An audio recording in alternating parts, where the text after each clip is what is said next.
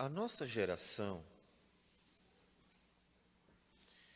depois que o mundo começou a avançar tecnologicamente, construir suas selvas de pedra, essa geração perdeu a capacidade de contemplar. Como temos dificuldades de parar para contemplar, para meditar. É possível que você viva uma vida tão agitada que chegue em casa e não consiga nem sequer parar para ler a Bíblia com tranquilidade. Talvez você consiga ler. Abriu a Bíblia e começou a ler. Bom, li 3, 4 capítulos da Bíblia. Sem se dar conta que não conseguiu refletir em uma só palavra. Você pode ter lido todas elas, mas a mente tão cheia de informações e agitação, o coração tão ativo de uma vida agitada, faz com que a leitura termine se tornando em algo apenas mecânico. Foi lida, mas não foi meditada. Porque os nossos dias são assim, extremamente pragmáticos. Tudo passou a ser feito com um propósito meramente utilitarista. Observe que até a ciência, que durante a Antiguidade e a Idade Média era desenvolvida junto com a metafísica, ou seja, a ciência fazia parte do desejo do homem de entender a criação, de entender quem ele é, de entender sua existência, e não apenas uma descoberta pela descoberta. Na Idade Moderna, a ciência tem um único propósito: criar novos produtos para vendê-los. É algo meramente utilitarista. Em hipótese alguma, ela está associada à existência, a quem nós somos, para que nós existimos e assim por diante. E nós nos acostumamos a viver para isso. Nem nos damos conta que nós estamos vivendo uma vida como meros robôs, correndo de um lado para o outro para conseguir aquilo que nós almejamos e que provavelmente alguém disse assim na televisão: você precisa adquirir essas coisas, você precisa delas, muitas das quais você não precisa, mas eles ensinaram você a necessitar daquilo que eles querem que você necessite, para que você viva dentro desse sistema forjado para que nós vivamos como consumistas compulsivos que fazem do consumo o propósito da vida. Por isso, uma grande dificuldade de pessoas pararem para pensar, refletir, apreciar a criação, ou pelo menos o pouco que restou dela dentro da selva de pedra que é a cidade, contemplar a beleza de todas as coisas. Quantos de vocês comem, se alimentam reflexivamente, pensando, observando? Ou mais, quantos de vocês cozinham, olhando para aquele momento como um artístico? Porque cozinhar é também uma arte e produz grandes belezas. Quantos estão vivendo a vida desta forma? Basta observarmos a arquitetura moderna, com suas poucas e simples linhas. Um pedreiro de nossos dias, um mestre de obra e um engenheiro não são capazes de fazer a beleza que nos anos passados, na arquitetura antiga, nós encontramos, que são aquelas linhas cheias de detalhes, aquela riqueza, porque o pedreiro era um artista, e aquele prédio era sua escultura. Ele deixava marcas de seu talento em tudo que ele construía, porque o seu propósito não era apenas ganhar dinheiro, era de fato servir ser um instrumento com seu talento no meio de uma sociedade, deixando marcas daquilo que ele aprendeu a fazer. Ele deixava suas marcas. Nós perdemos tudo isso. Uma sociedade tão vazia, tão simples, não porque cultiva a simplicidade, mas porque tudo o que lhe basta é adquirir. É uma sociedade utilitarista. Isso tem implicações para a nossa vida de meditação, de reflexão. E nós vamos hoje continuando a exposição do Evangelho segundo João, capítulo 12, nós vamos hoje começar uma sequência de textos que anunciam a preparação do Cordeiro para o sacrifício. Nós vimos até o capítulo 11, 7 sinais realizados por Jesus e as explicações relacionadas a esses sinais.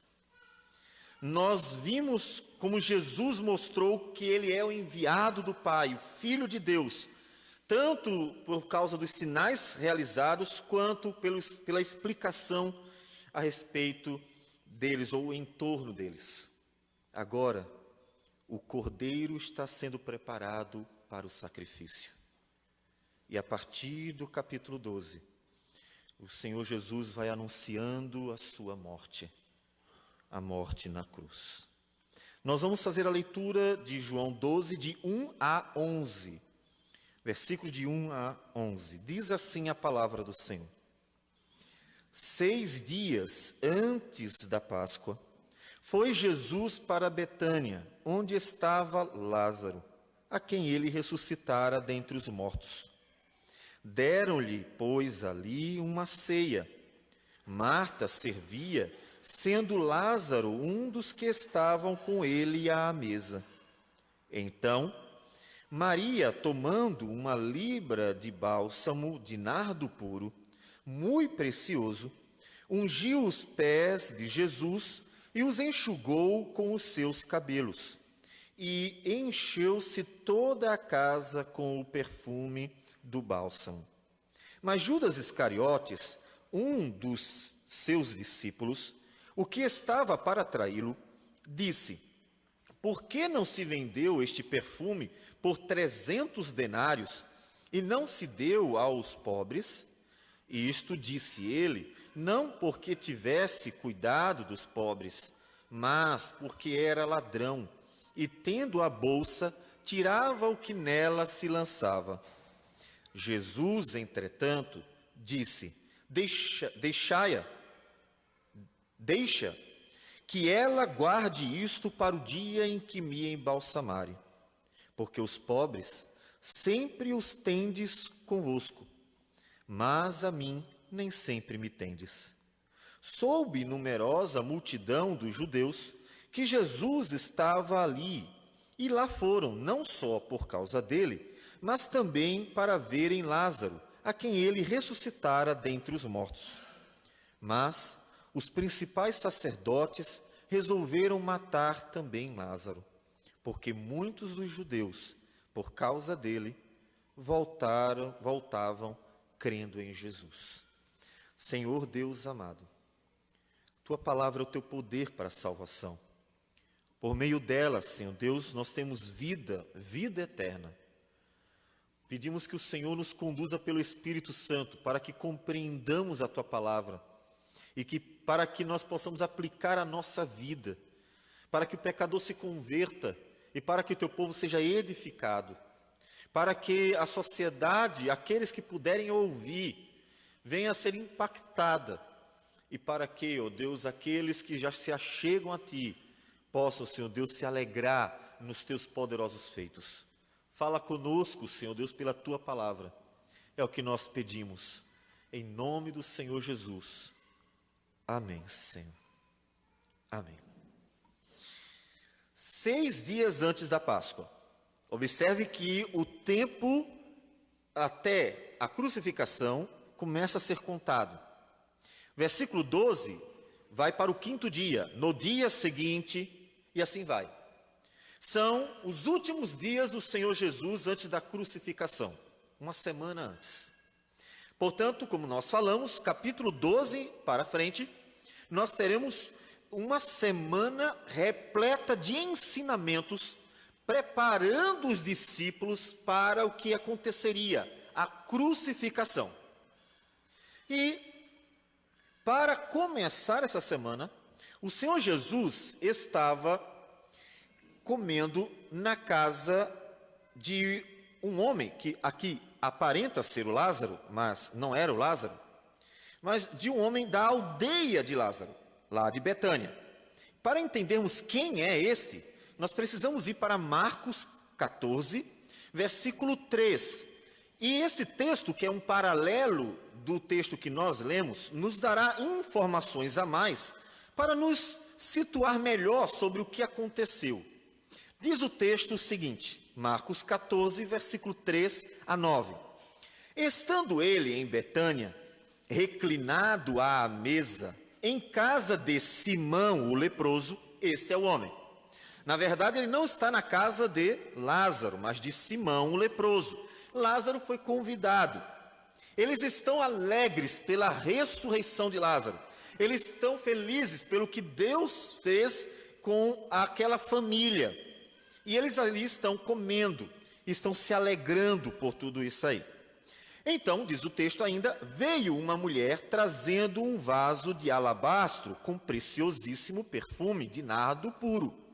Esta mulher, vejam que é a Maria, exatamente quem quebrou o bálsamo em cima de Jesus, na cabeça, e derramou todo o perfume sobre o Senhor Jesus.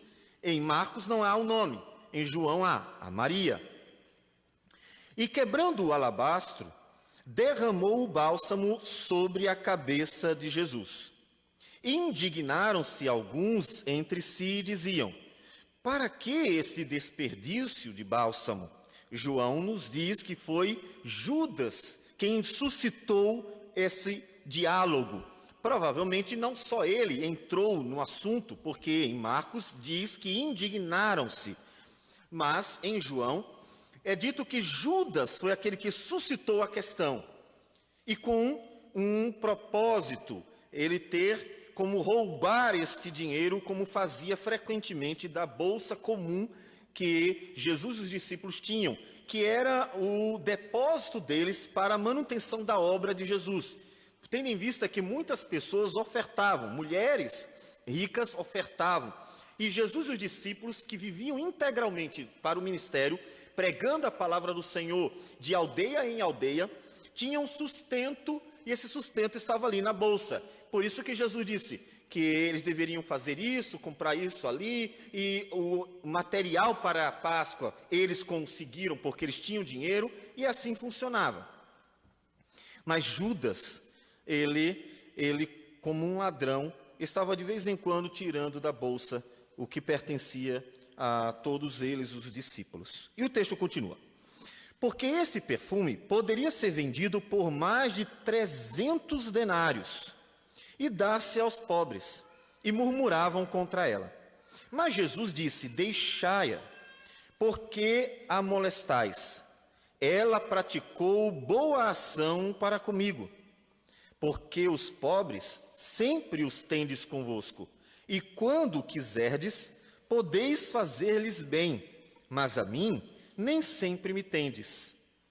Ela fez o que pôde, antecipou-se a ungir-me para a sepultura. Em verdade vos digo, onde for pregado em todo o mundo o evangelho, será também contado o que ela fez para a memória sua.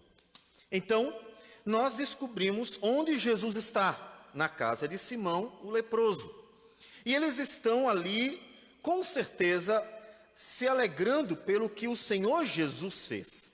Eles estão maravilhados. Nesse texto, nós temos alguns personagens. E nós vamos observar o comportamento de cada um deles. O personagem central é Jesus. Inclusive, o que tem o seu nome citado mais vezes, e não poderia ser outro. Aquele que será o alvo de um ato profético da Maria, que foi um instrumento de Deus para anunciar o sepultamento de Cristo, ou seja, a morte de Jesus, por meio daquele derramar do perfume.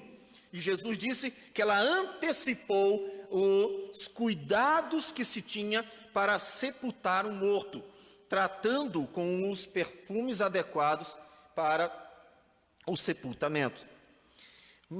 Jesus é o personagem principal, obviamente. Lázaro é um segundo personagem. Nós temos ainda a Marta, que é a irmã do Lázaro, que aparece no versículo de número 2. E no versículo de número 4 temos a Maria, que é a outra irmã.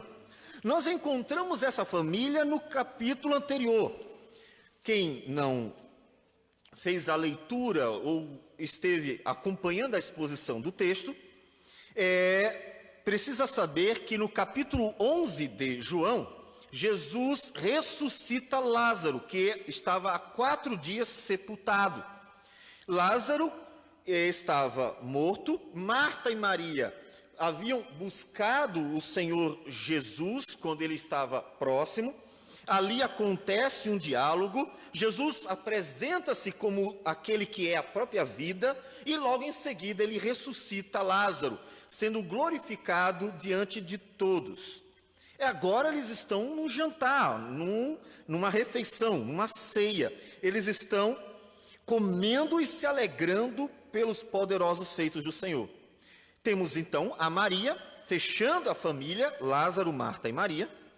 Nós temos no 4º capítulo um quinto personagem, que é Judas Iscariotes, que aqui aparece de forma singular, como aquele que realmente traz a questão de que o perfume poderia ter sido vendido por mais de 300 denários.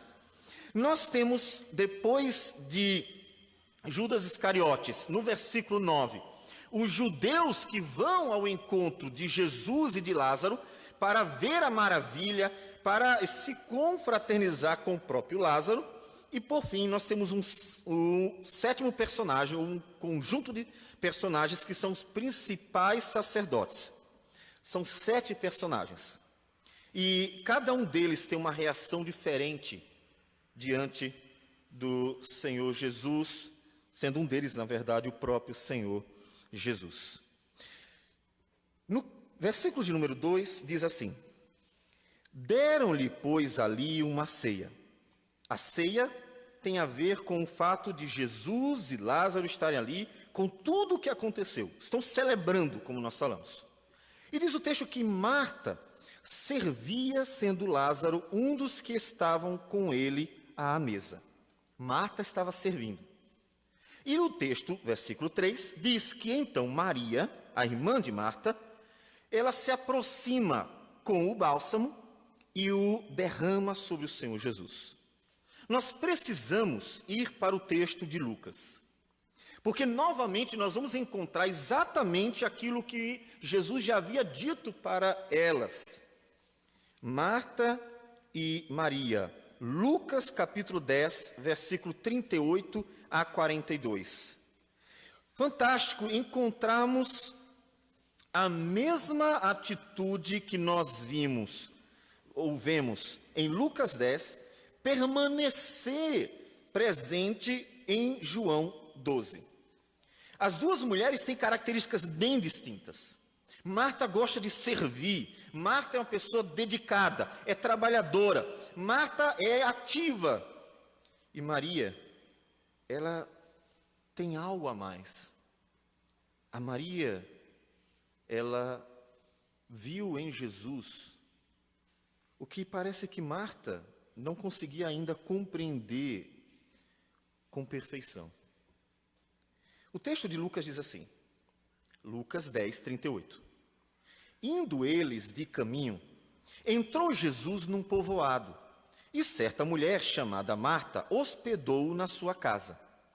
Tinha ela uma irmã chamada Maria, e esta quedava-se assentada aos pés do Senhor, a ouvir-lhe os ensinamentos.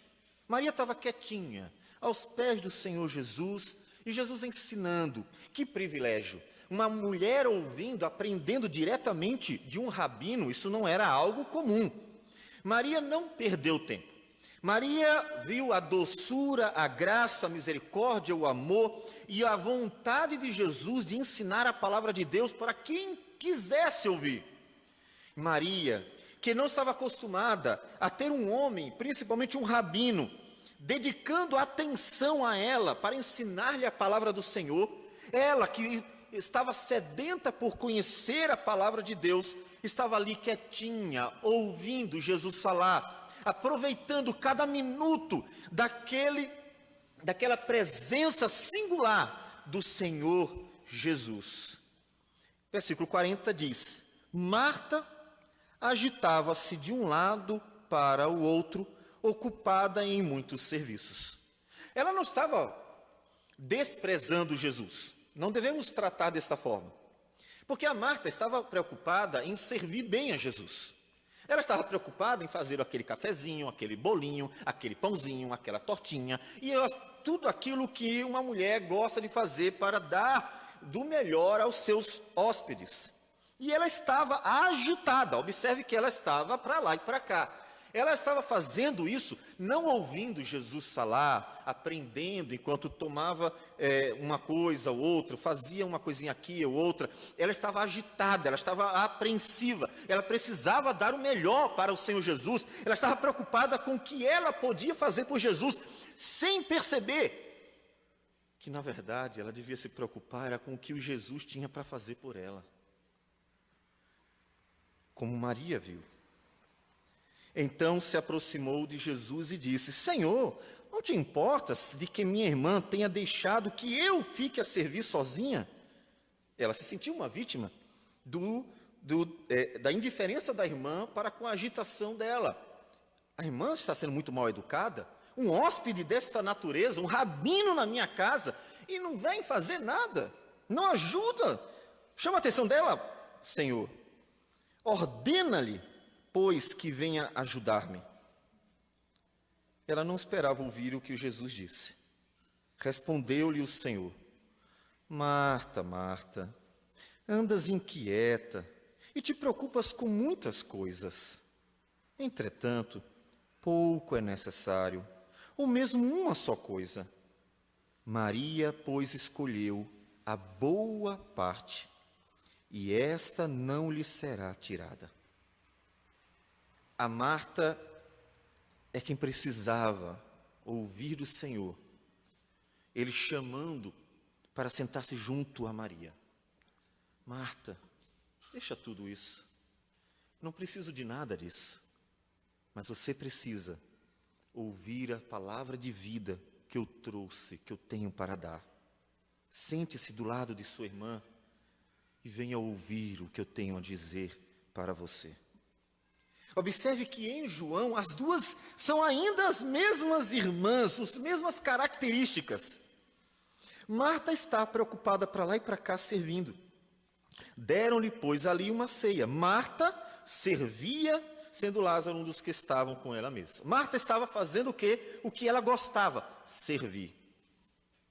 A essa altura não sabemos se ela aprendeu que o que importa não é o que nós temos para dar materialmente, mas o que Deus tem para dar espiritualmente.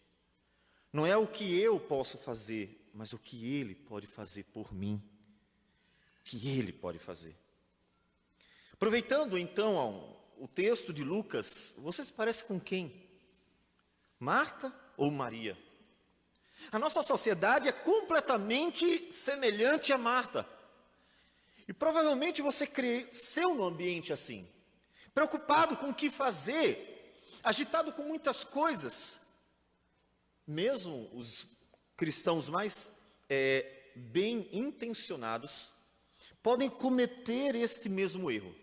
Preocupados em construir isso, preocupados em fazer aquilo, preocupados nisso, naquilo outro, e uma série de coisas materiais, físicas, quando esquece a principal parte: abrir a palavra de Deus e ouvir Jesus falar. A melhor parte é o que Deus tem para nós, não é o que você tem para Ele. Deus é o Senhor de toda a criação. A pergunta do homem, a sua pergunta não é: o que eu posso dar para Deus? O que eu tenho para dar para Deus?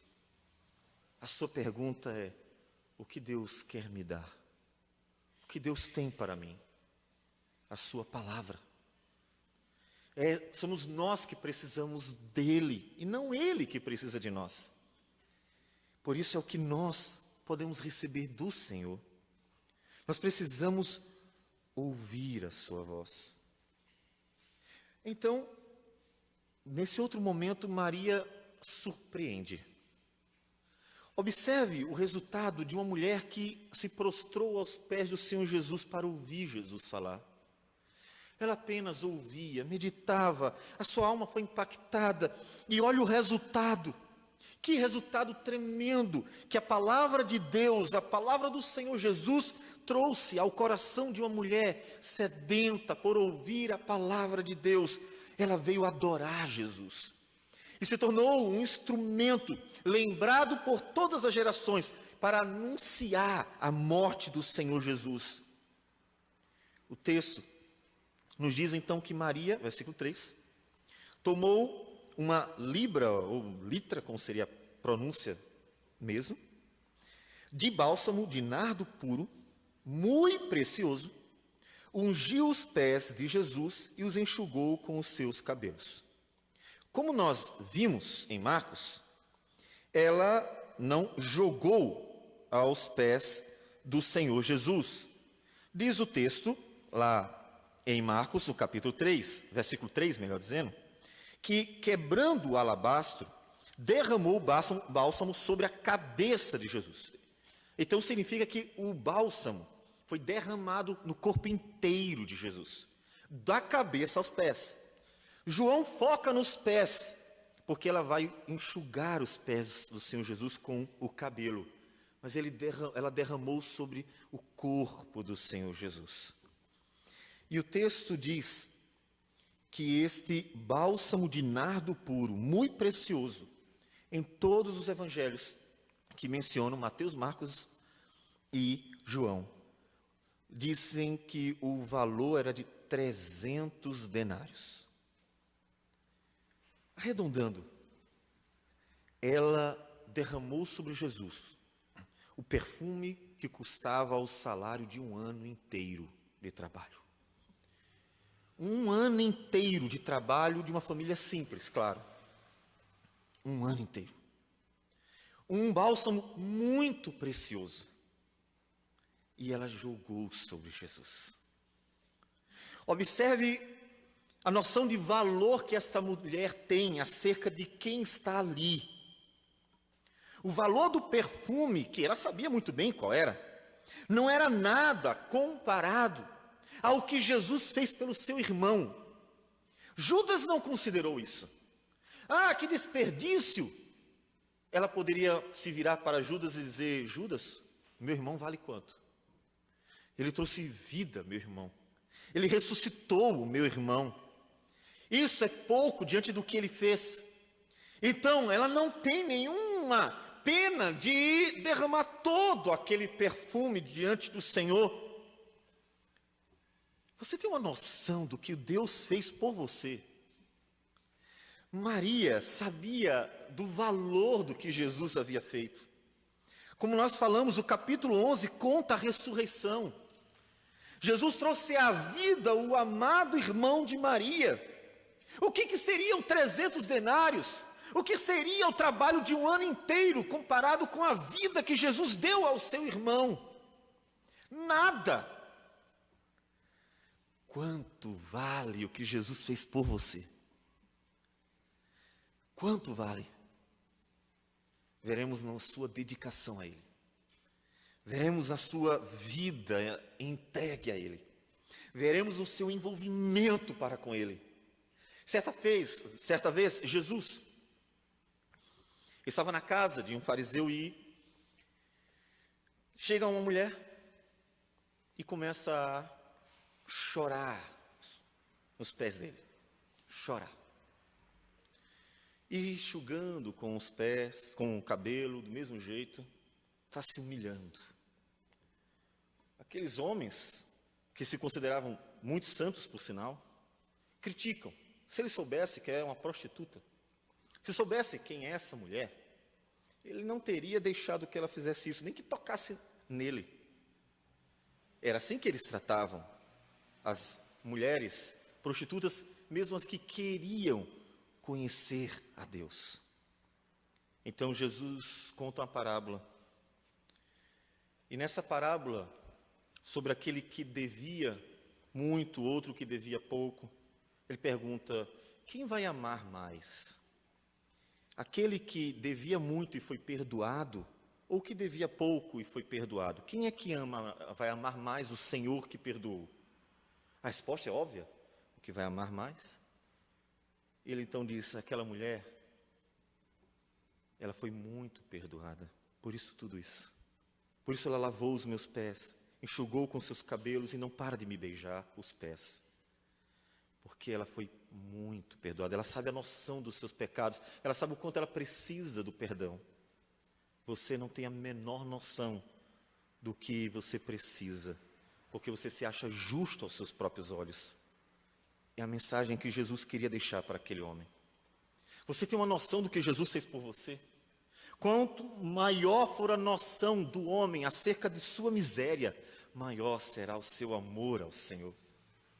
Lembro-me muito bem do Conde de Monte Cristo, filme em que, muito bom por sinal, recomendo, ele, em certo momento, após ter saído da prisão, sendo inocente, ele sai numa praia, consegue fugir e dar numa praia, só que dá de cara com os piratas. E os piratas, vendo ele saindo do mar, resolvem se divertir com ele.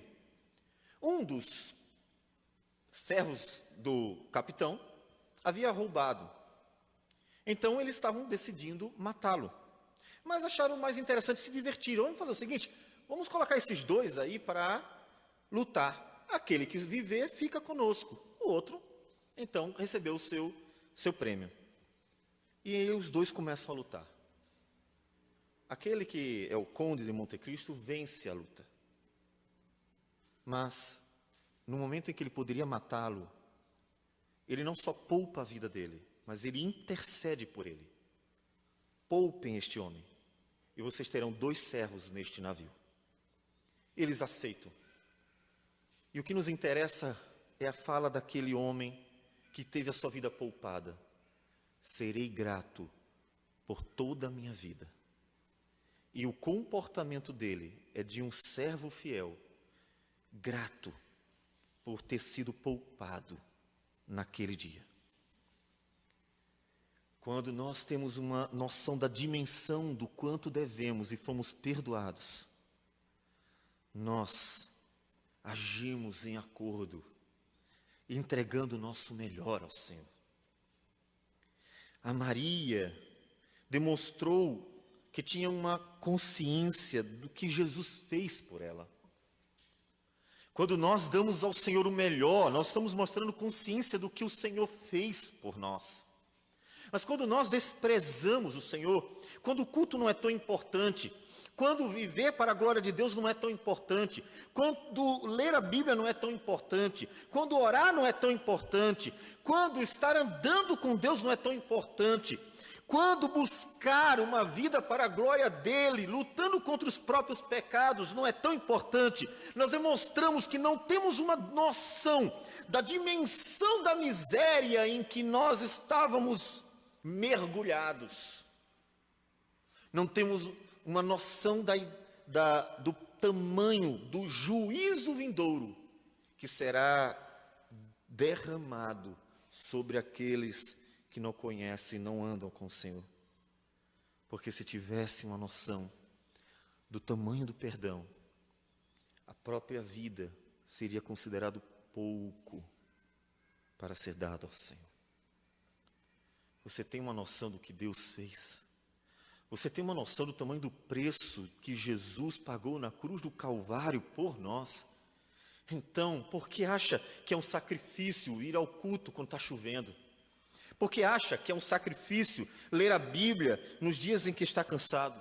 Por que acha que é um sacrifício dar o melhor a Deus quando os momentos eles são adversos? Porque acha que é muito fazer para o Senhor o que Ele quer de nós, mesmo nas circunstâncias que não contribuem para isso, que dificultam a nossa dedicação. O preço de Jesus é menor do que isso. Ela nem tinha visto a morte e ressurreição de Jesus. Ela nem tinha contemplado a crucificação e a ressurreição de Jesus. Mas já tinha uma imensa gratidão pelo que Jesus havia feito na vida do seu irmão. Pelo que Jesus operou, ressuscitando Lázaro dos mortos. O que seria 300 denários? Além disso, aquele perfume tinha um valor insignificante diante daquilo que Jesus ia fazer na cruz. Jesus diz que ela está anunciando a morte dele. Como nós lemos em Marcos 14, versículo 8, ela fez o que pôde, antecipou-se a ungir-me para a sepultura. Aquele perfume foi uma providência de Deus, como um sinal, preparando o cordeiro para o sacrifício. Portanto, os 300 denários não valiam nada comparados com aquilo que o perfume estava cumprindo como propósito divino, anunciar a morte do cordeiro, preparando para aquele dia. Preparando. Precisamos ter uma noção melhor da dimensão, do valor da morte de Cristo numa cruz. Precisamos ter uma noção melhor da dimensão, do valor daquilo que Jesus fez por nós naquela cruz. Porque senão, o cristianismo não passará de uma mera religião qualquer, como muitas outras. Uma instituição bonita por fora, mas vazia por dentro, porque não compreenderam o valor da cruz do Calvário, para onde o Cordeiro foi. Para aquele Cordeiro, só o perfume tão caro como este, só. Você se parece com Marta ou Maria? Maria se mostra uma adoradora. Observe que o gesto de Maria é de adoração. Talvez tenha dado a Jesus o que ela tinha de melhor. Não sabemos. Mas pelo preço do perfume, com certeza ela não deu algo insignificante. Ela está ali num gesto de adoração. De uma mulher extremamente grata. E ela não só derramou perfume sobre o Senhor Jesus, mas diz que ela enxugava com seus cabelos os pés do Senhor Jesus. Num gesto de completa humilhação, uma mulher que estava disposta a se entregar por completo. Uma mulher que sabia quem era e também diante de quem ela estava. Você precisa saber quem você é e diante de quem você se encontra, para que o seu gesto de adoração seja acompanhado de uma humildade, de uma entrega humilde, de alguém que sabe que só apresenta a sua vida diante de Deus por causa da misericórdia e a graça do Senhor, como Maria. Como Maria. Mas para muitos é diferente. O texto diz no versículo 4 que Judas Iscariotes, um dos discípulos, abriu logo o bocão e foi reclamando. Deveriam ter vendido esse perfume. 300 denários dava para dar aos pobres. Olha que homem bom, preocupado com os pobres. João várias vezes no Evangelho, faz questão de dizer que, desde o início, Judas, ele mostrava não ter moral, de ser um homem imoral, na verdade. Ele mostrava, pelos seus comportamentos, que não era alguém que de repente se rebelou do nada, era um homem mau. É interessante observar que João, o Evangelho, é um evangelho tardio. Ele é o último evangelho, um evangelho que foi escrito muito posteriormente. E que, por isso, é fácil de observar nele que uma série de problemas que apareceram com o decorrer do tempo, no meio do cristianismo, estão sendo combatidos. E um dos problemas, provavelmente, era um problema relacionado à visão sobre Judas. Há um livro chamado Evangelho de Judas, do 2º século, claro, muito depois do Evangelho de João, mas que mostra que um grupo de pessoas começou a construir uma visão deturpada sobre Judas. Nesse evangelho, Judas é o melhor de todos os discípulos. Nesse evangelho, um evangelho apócrifo, Judas é o único que tinha um segredo. Como se Judas tivesse sido escolhido por Jesus para ser o homem que faria o maior sacrifício dentre todos. Judas teria recebido de Jesus um segredo, e esse segredo é que ele deveria se sacrificar para que acontecesse a obra da redenção. Em outras palavras, Judas, você vai ter que ser o traidor, vai ser mal afamado por todas as gerações, mas você vai ter que receber esse sacrifício para que se cumpra a salvação, porque é preciso que um de vocês me negue, me traia, para que eu vá para a cruz. Judas, portanto, deixa de ser o traidor leviano e passa a ser um herói. Na concepção deste grupo de pessoas que não é difícil de concebermos a ideia de que eles já estavam presentes, que essa ideia já estava presente quando o Evangelho de João foi escrito, que já ventilavam esta ideia de que Judas era um herói e não um traidor. João mostra do início ao fim que a verdade é que Judas, desde o início, era um traidor, um homem mau, escolhido por Jesus para que se cumprisse a vontade de Deus, porque Jesus sabia que ele era um homem mau, mas era assim que ele era. Ele, diz João, ele falou aquilo porque era ladrão, versículo 6, e tendo a bolsa, tirava o que nela se lançava. Judas está pensando no que é material. Judas está preocupado com o material. Eu vou fazer um paralelo, ainda que não seja exatamente igual, para mostrar a dimensão do problema. Não é incomum que pessoas quantifiquem o valor de uma vida. Será que vale a pena gastar todo o dinheiro do mundo para buscar uma vida em algum lugar? Quanto vale nosso investimento na evangelização, na plantação de igreja em outras cidades? Ah, vai gastar dinheiro, nem sabe se alguém vai se converter. Mas como elas vão se converter, como disse o apóstolo Paulo em Romanos capítulo 10, se ninguém pregar o evangelho? E se ninguém foi enviado para pregar o evangelho, como o evangelho chegará lá? Quanto vale uma vida?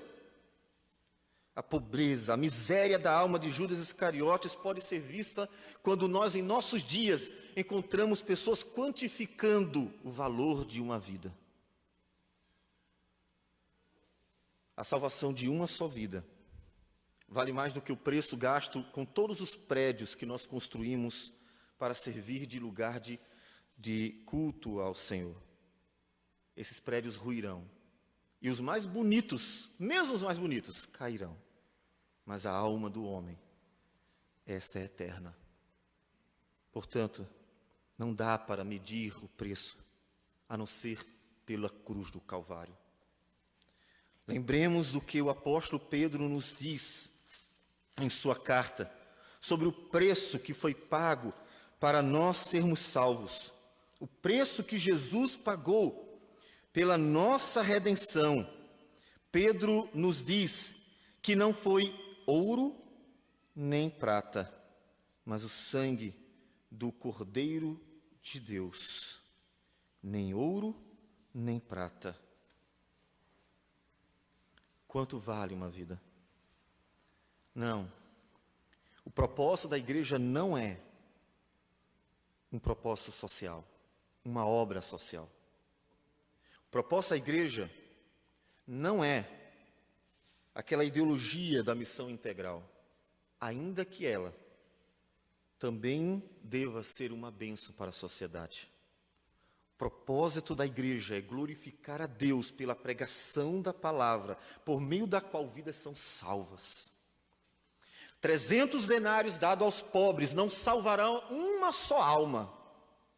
Mas o evangelho do Senhor Jesus é o poder de Deus para a salvação de todo aquele que crê.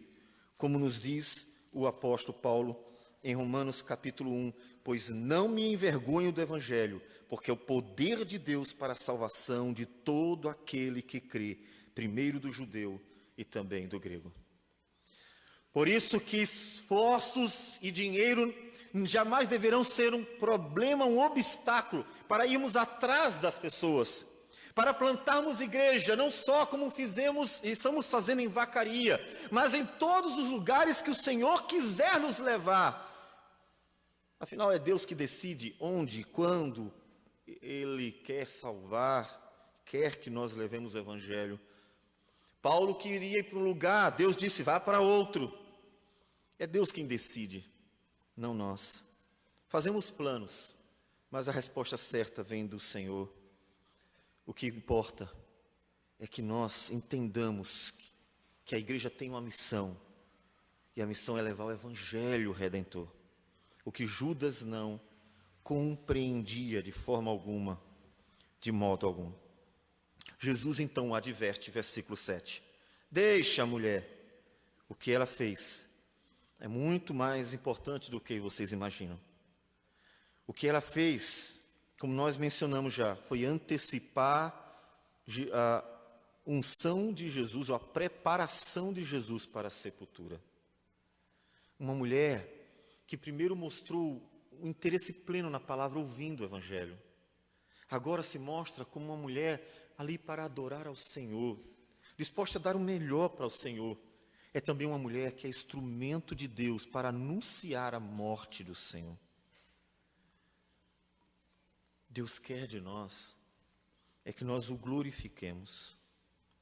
Deixa a tua agitação. Deixa. Não siga com o fluxo. O fluxo do mundo é como um rio que desemboca na foz. Não vá com o mundo. O que Deus quer é uma única coisa. Jesus disse, é uma única coisa. E é aquilo que Maria escolheu fazer. Ouvir o Senhor. Ouvir o Senhor. Viver para o Senhor. O que você escolheu? Preocupado com o seu futuro, preocupado com as suas coisas, preocupado com os seus planos, preocupado com tudo. Preocupado com tantas coisas, e mesmo que sejam, dentre elas, coisas que você pretende fazer para o Senhor, o que Deus quer de nós é uma coisa, e não pode substituir esta coisa, é que você viva com Ele, para Ele, nele, ouvindo a sua voz. É você viver como Maria, com alguém que está ali para adorar ao Senhor, ouvindo a sua voz. É isto. Aí o versículo 9 nos traz mais, a partir do 9, dois personagens. O texto diz que soube numerosa multidão dos judeus que Jesus estava ali. Tudo contribuindo para que as pessoas conhecessem Jesus. Observem. Tudo que Jesus fez, todos os sinais e tudo o que estava acontecendo, culmina na pessoa de Jesus. Ou seja, tudo aponta para Cristo, o Filho de Deus. Tudo. E por isso os judeus vão até Jesus. Eles ouviram falar tudo que Jesus fez e até mais. Diz o texto, que por causa do testemunho de Lázaro, por causa de que Lázaro contou sobre o que aconteceu, por causa daquilo que Jesus fez na vida de Lázaro e pelo testemunho que o próprio Lázaro estava dando, as pessoas estavam indo para Jesus. Observe que apesar de Deus usar Lázaro, no capítulo 11, para ser um instrumento para a manifestação da glória de Deus, da glória de Cristo, Lázaro não é o personagem principal. Assim como Deus pode usar qualquer um de nós. Não precisa ser doutor para Deus usar, Deus pode usar quem Ele quiser. E muitas vezes Deus quer usar aquele que é o menor dentre os homens, para que a glória dele fique muito evidente. Porque quando os homens se consideram grandes aos seus próprios olhos, a glória de Deus termina sendo reduzida. Os homens não olham para Deus como deveriam. Ou como foi dito ontem pelo nosso irmão Rafael, ladrões de glória. Ladrões de glória. Deus foi glorificado em Lázaro, mas não para que Lázaro entrasse em evidência. Deus pode ser glorificado nas nossas vidas, e deve ser, mas não é para que você entre em evidência. Não é para que o seu nome fique escrito em todos os lugares e sua imagem seja postada nos 4 cantos desta terra. Não é para que você seja afamado. Não é para que nós nos gloriemos em ter alcançado algo. O propósito ainda é Cristo e sempre será. E esse é o único meio de nós dizermos que de fato estamos servindo ao Senhor. Quando fazemos algo para receber em troca um montante, alguma coisa, então já não servimos, mas apenas usamos aquilo ou aquele para se beneficiar nele. Lázaro era um instrumento para que as pessoas fossem a Jesus. Lázaro era um instrumento, e por isso, inclusive, queriam matá-lo. Diz o texto, repetindo 9, soube numerosa multidão dos judeus que Jesus estava ali. E lá foram, não só por causa dele, mas também para verem Lázaro. Ou seja, para saber tudo o que aconteceu, para terem aquele momento com aquele que ressuscitou dentre os mortos. Talvez até curiosos, o que aconteceu, como era lá, e assim por diante. Provavelmente nós faríamos a mesma coisa. A quem ele ressuscitara dentre os mortos. Mas os principais sacerdotes resolveram matar também Lázaro, porque muitos dos judeus, por causa dele, voltavam crendo em Jesus. O propósito não era fazer discípulos de Lázaro, mas discípulos de Jesus. Esse era o propósito. O propósito da vida dos filhos de Deus não é fazer destas vidas discípulos nossos, não é fazer daqueles que recebem o nosso testemunho discípulos dos filhos de Deus, mas é fazer com que pessoas estejam indo para Jesus. O propósito de nossas vidas é glorificar a Deus. Você está glorificando a Deus por tudo que Deus fez na sua vida. Observe uma sequência, a sua compreensão da dimensão do que Deus fez por você, como Maria, fará de você um instrumento para glorificar a Deus. Você será uma bênção, dando de sua vida o melhor para Deus. 300 denários não serão nada comparados com o que você sabe que Jesus fez por você. E portanto Deus tem de nós, deve ter de nós o melhor. Mas você que compreendeu tudo isso, não atrairá pessoas para você, como Lázaro.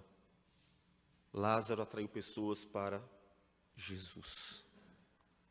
Lázaro atraiu pessoas para o Filho de Deus. Por causa de Lázaro, as pessoas estavam crendo em Jesus. Para quem você está atraindo as pessoas? Para quem você está conduzindo as pessoas? A sua vida atrai as pessoas para quem? É para Jesus. As pessoas, quando conversam com você, elas são conduzidas a Jesus. Depois de conversar com fulano, deu uma vontade de ir para Jesus. seu testemunho de vida, conduz as pessoas para Jesus. Aquele cristão ali no trabalho tem um testemunho que eu acho que eu vou começar a procurar Jesus. O propósito da nossa vida é levar pessoas para Jesus, porque o nosso propósito é glorificar o nome de Deus. Como Lázaro e como Maria.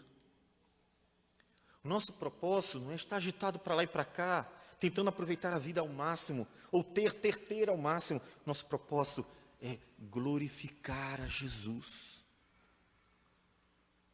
Levando pessoas para Jesus.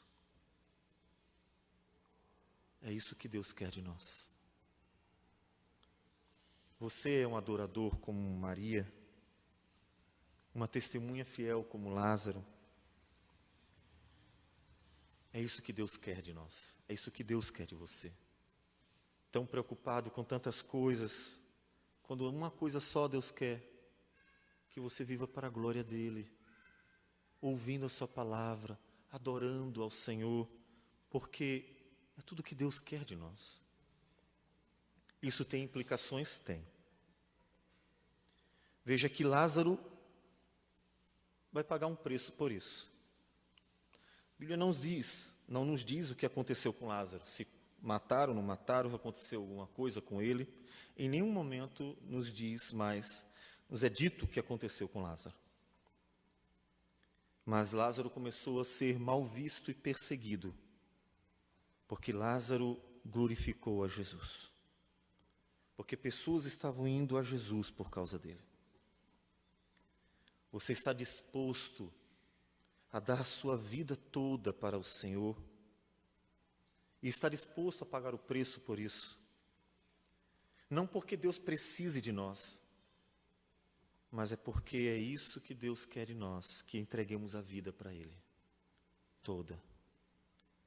Somente assim, as implicações virão, como nos diz Paulo em Filipenses, capítulo de número 4, versículo 6. Não andeis ansiosos de coisa alguma.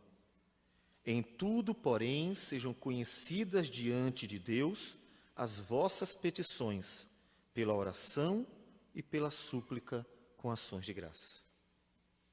A ansiedade é como Marta, que vivia para lá e para cá, tentando fazer alguma coisa com as próprias mãos, preocupada com tudo. Mas aquele que entrega a vida ao Senhor é como Maria, que viu que era do Senhor que ela precisava de algo, e não ela que tinha algo para dar ao Senhor. Entrega a tua vida ao Senhor completamente. Não deixa parte dela para você. E você descansará o coração. A nossa sociedade é muito agitada, preocupada com tudo, porque não consegue perceber que tudo que nós precisamos é lançar a vida sobre o Senhor. Porque, na verdade, o que nós precisamos vem dEle. Nem só de pão vive o homem, mas de toda a palavra que procede da boca do Senhor. O que nós precisamos vem do Senhor. O que você precisa, o que você mais quer, a felicidade, ser amado, tudo o que você tanto deseja na vida, vem dEle. Então, tudo o que você precisa vem do Senhor. Então, vá para o Senhor. Viva para o Senhor, entregue a sua vida ao Senhor. Porque Ele já entregou a vida por nós. Ele já fez. Maria anunciou a morte de Cristo, mas Ele já morreu e ressuscitou. Então nós já encontramos vida nele. Nós já encontramos nele tudo aquilo que precisamos, porque Ele já realizou a obra da redenção. Então, ao voltar para casa hoje, vá em paz. Senhor, tenho muitos problemas, tenho conta para pagar, tenho as enfermidades, problemas no trabalho, tenho os problemas domésticos, tenho a agitação da vida. Ah, Deus, é tanta coisa. Jesus disse, calma, só tem uma coisa que você precisa. E essa parte se encontra nele. Então entrega a Ele. lança sua vida para Ele, para que a sua vida seja vivida para a glória dEle. E então, você encontrará aquilo que o versículo seguinte de Filipenses nos diz. Versículo 7. E a paz de Deus, que excede todo o entendimento, guardará o vosso coração e a vossa mente em Cristo Jesus.